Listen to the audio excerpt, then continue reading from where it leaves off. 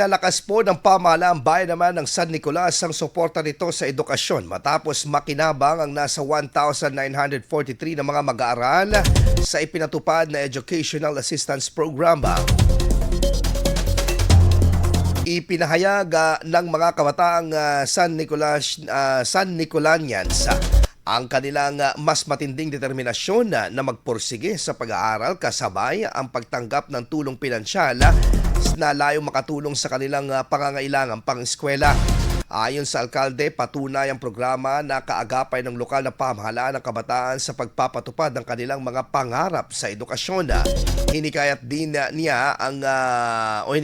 ng alkalde ang mga mag-aaral na gamitin ang natanggap na tulong bilang inspirasyon upang lalo pang magsumikap at magtagumpay sa kanilang pag-aaral. Malaking tulong umano ang educational assistance sa pagpopondo ng mga gastusin sa paaralan at nagsisilbing dagdag motibasyon upang magpatuloy at tapusin ang edukasyon. IFM News. IFM News. IFM News.